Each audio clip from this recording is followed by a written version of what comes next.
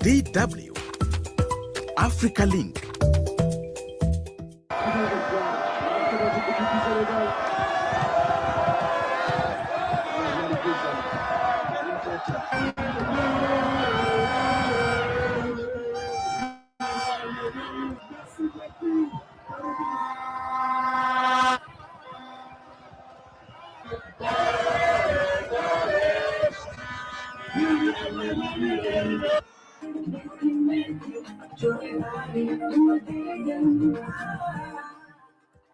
AFCON 2025 ended on a chaotic note. Senegal secured the continent's most coveted football trophy with a 1-0 win amid a dramatic walkout, complaint about officiating, and a penalty miss by the tournament's top goal scorer. So, how did it all unfold? We have more on this. Plus, we'll bring you some excerpts of our exclusive interview with the CAF official. Stay tuned. I am Ajuatin Krama Domina, and you're welcome to Africa Link, the podcast that connects you to the stories that matter. Africa Link, every weekday here on DW. And it's a wrap for the 2025 African Cup of Nations. And what a tournament it has been, full of surprises and a dramatic last-minute twist. In the dying moments of the tournament, football fans in and outside the stadium were held in emotional suspense as Senegalese players walked off the pitch before the final whistle, provoked by a referee's decision and VAR review. Then came a missed penalty by the tournament's top goal scorer, Brahim Diaz, before Pape Gueye's extra time goal saved the day for Senegal. Before we delve into the nitty-gritty of the tournament, let's listen to some ecstatic Senegalese fans after the final whistle. What we saw was that the refereeing was not good because we scored a goal. There were disagreements. The referee should have gone to the VAR to see what happened. He refused to go to the VAR. So if he went against us, we weren't in agreement with the referee. This is why they left. C'est pour cela on est sorti. The Moroccans played for almost 120 minutes. They committed many offenses, but didn't receive one penalty card. For our players, when they commit an offense, they are given a card. That is Africa. We always have problems with the host countries. It's not normal.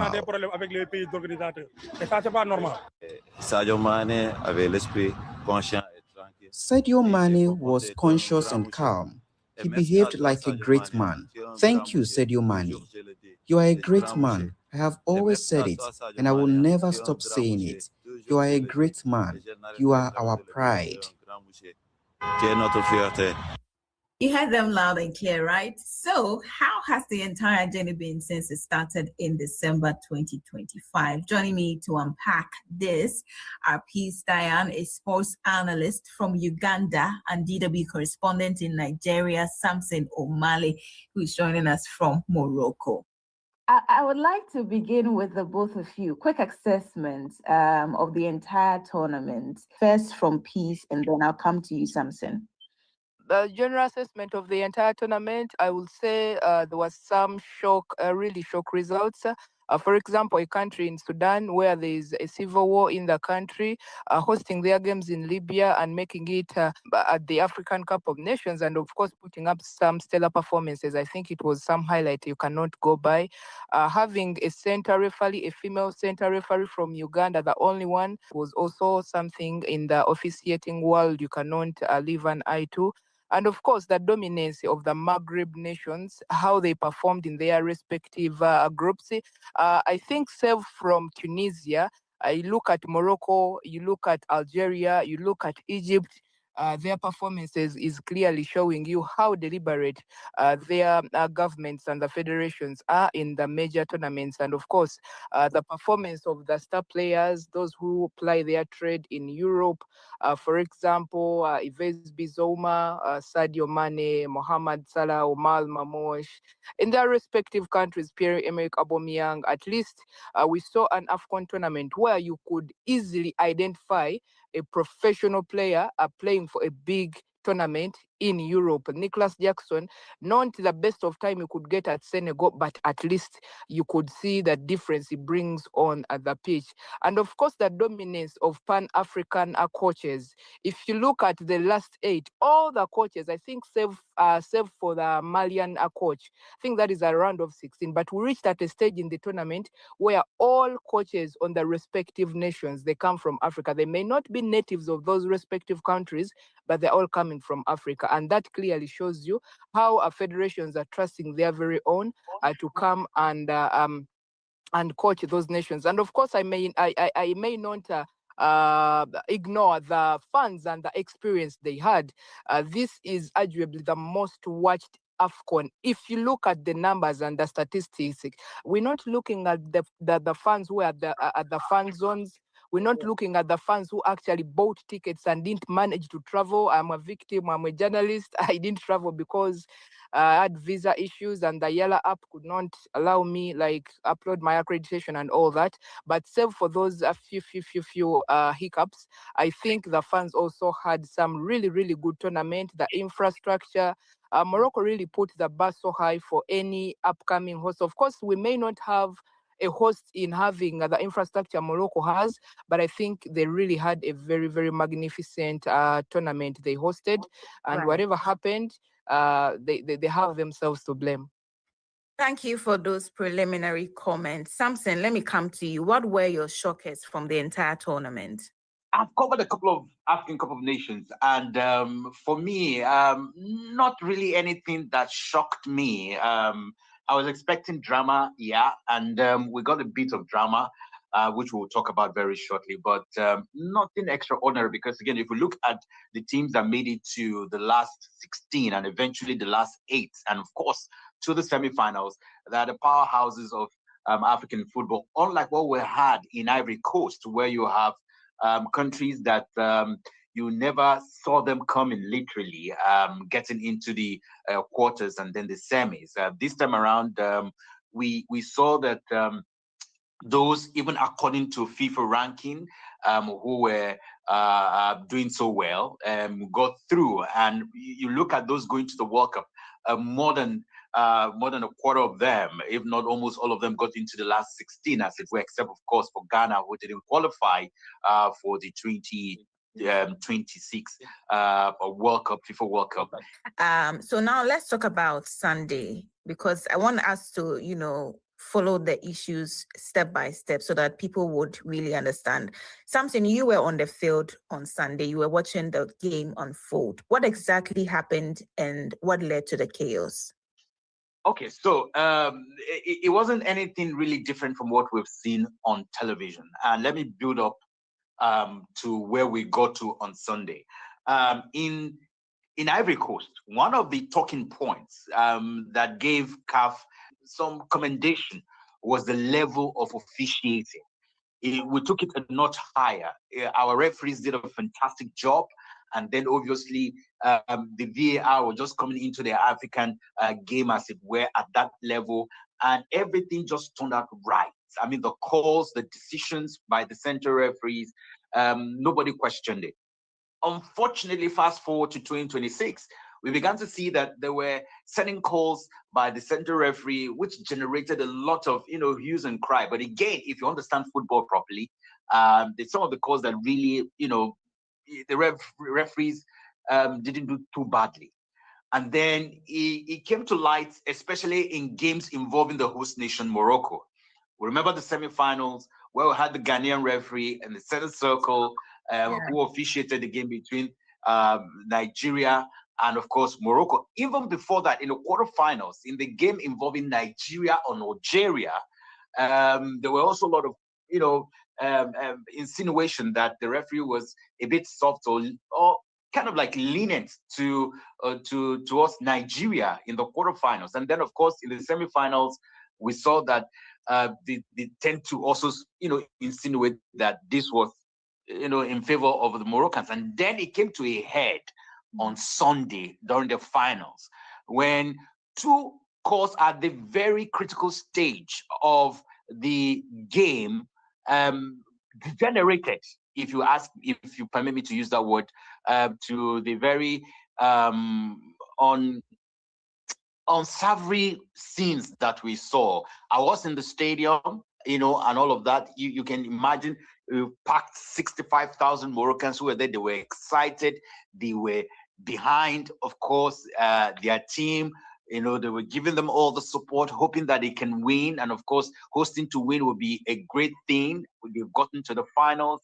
And then Senegal scored. And then before that goal was scored, there was some infringement sort of, which the referee said there was a pushing, there was a shoving, and then ruled it out. And just 5 minutes down the line, there was something similar.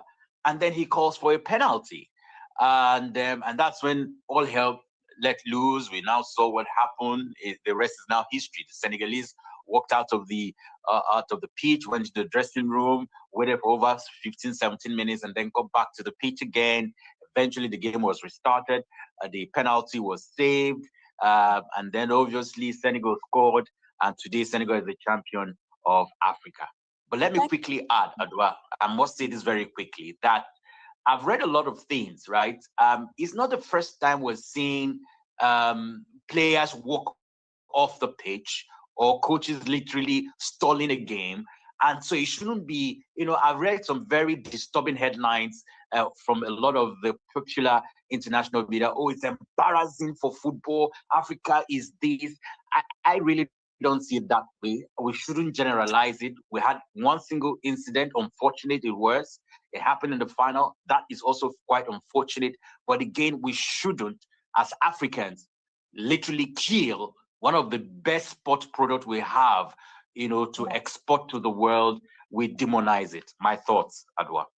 Peace, let me come to you now. I've heard what Samson has said loud and clear, but there are other people who have raised critical questions that I think we should look at.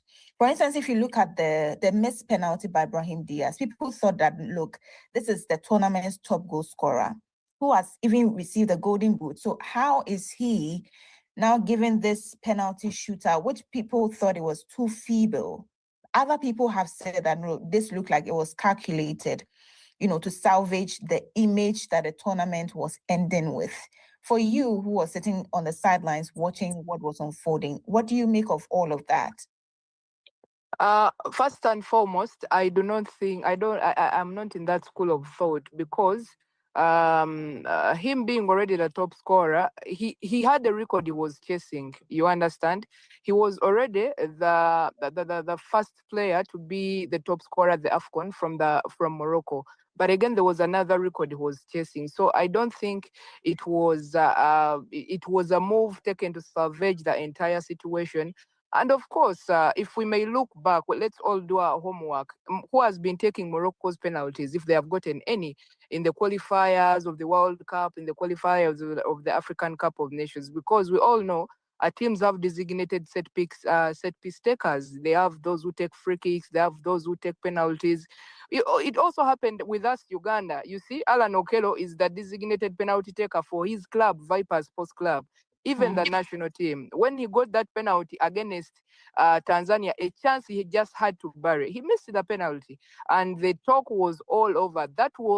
There were no other penalty misses from star players, those of Yves Bizoma, those of Mamosh, those of Salah.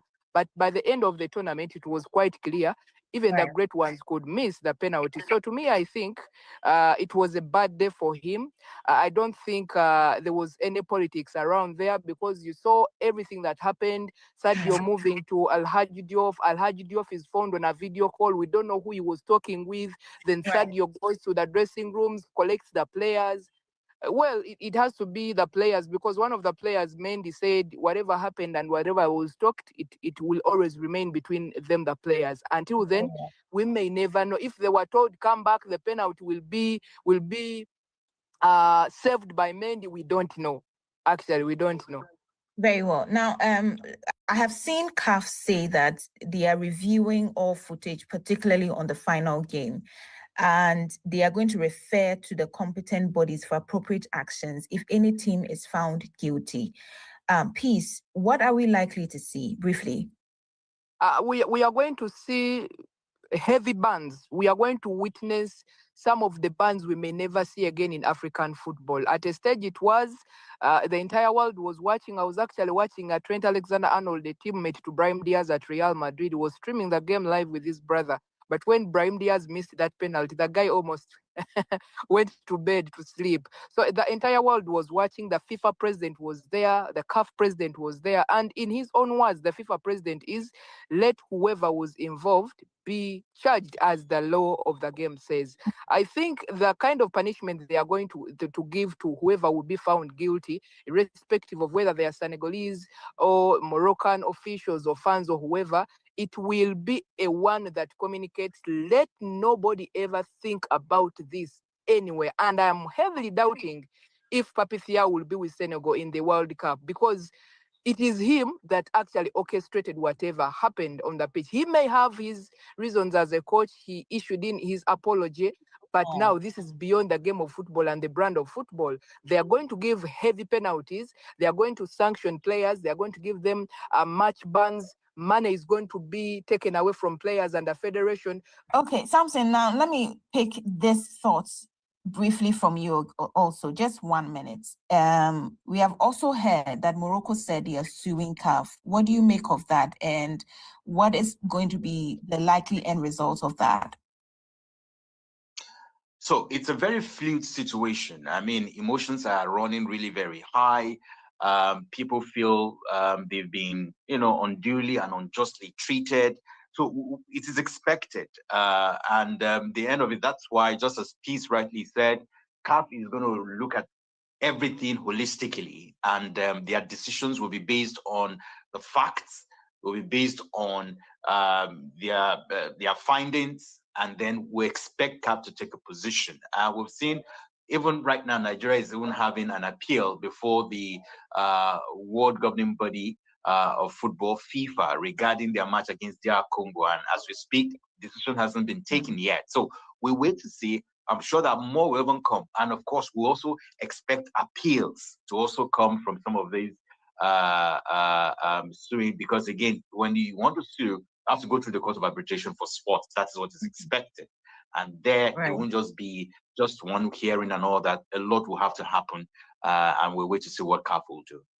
Okay, so Samson, I'll come back to you on the point about what you thought the image of this tournament has been, and the fact that you think this last minute's reputational damage should not affect the entire tournament. What did the AFCON champion write for you?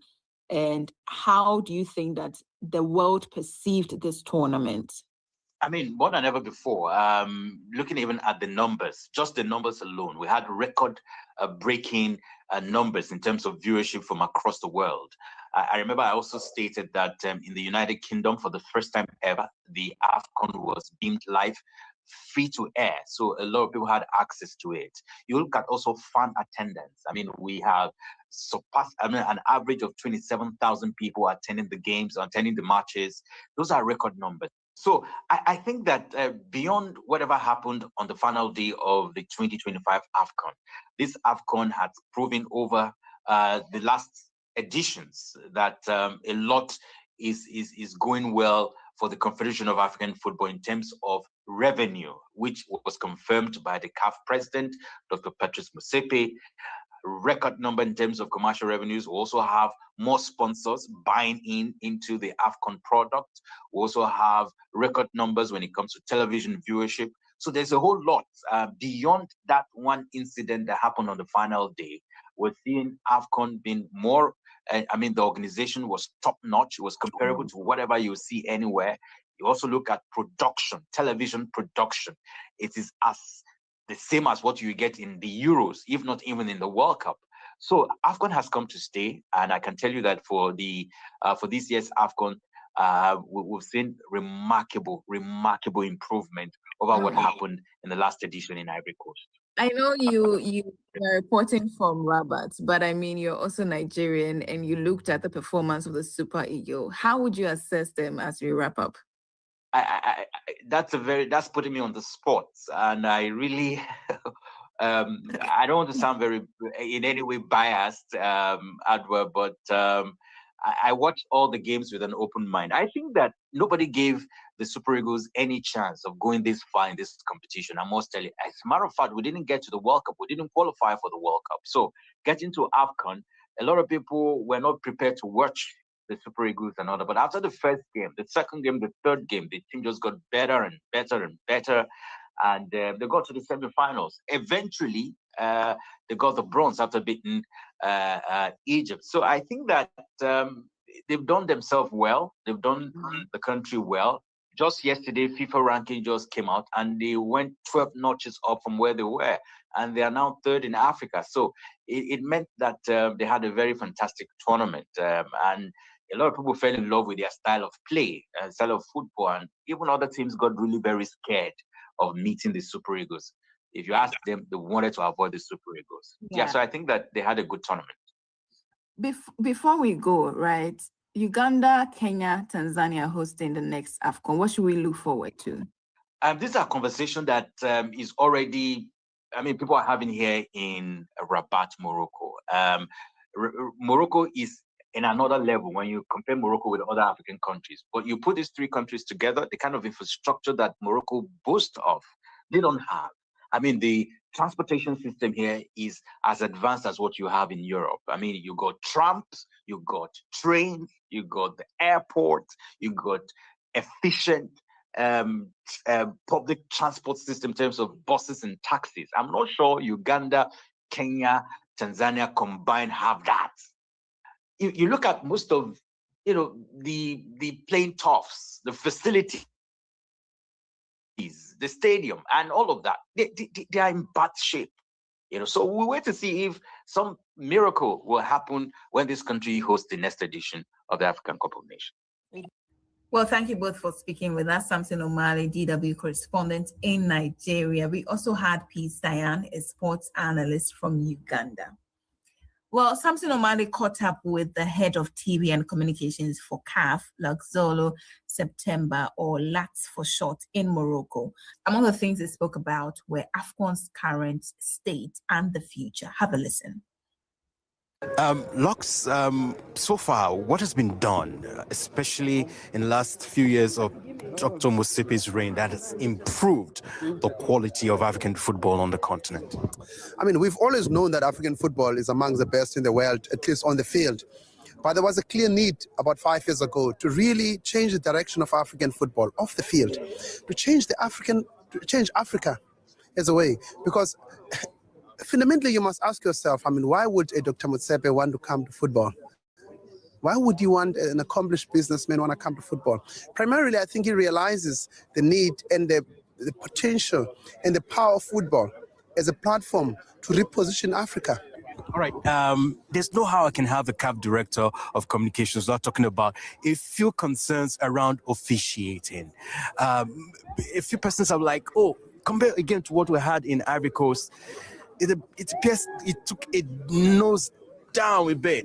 And of course, we heard at some point a few persons lost their jobs and all of that, especially with the CAF officiating, refereeing and all that. What will you say to a few of the things we've read or seen about officiating in some of the games, some of the calls in this tournament? Yeah. Look, I'll tell you what, CAF, the CAF president and the CAF leadership is paying particular attention to the standard of refereeing. We have to always ensure that it's world class. And whenever there are challenges, we have to find ways to correct these challenges. Because sometimes it's perception. It's not about coming here to bring whatever stats. It's perception. The refereeing, the quality of refereeing brings a certain level of confidence to the people who are watching. And it's very important that we must do this. And whenever there are challenges, we must listen to those and look at them objectively to try and find solutions for them. All right. Thank you very much, Lux, for talking to us. Thank you so much for your time. Okay. You heard DW Samson Omale's interview with CAF spokesperson Lux September. African football has progressed immensely over the years, and Morocco 2025 has shown all of us how exciting and well-organized African football can be. Now, while many are basking in the successes of this tournament, others are asking the critical question: what challenges lie ahead for AFCON 2027 in Kenya, Uganda, and Tanzania. Share your thoughts with us on Facebook at DW Africa. Listen on Spotify or wherever you get your podcast, and subscribe to our DW Africa YouTube channel so you never miss an episode. This show was co-produced and edited by Isaac Mugabe. I am Ajua Tinkrama Domina. Many thanks for listening. DW, made for minds.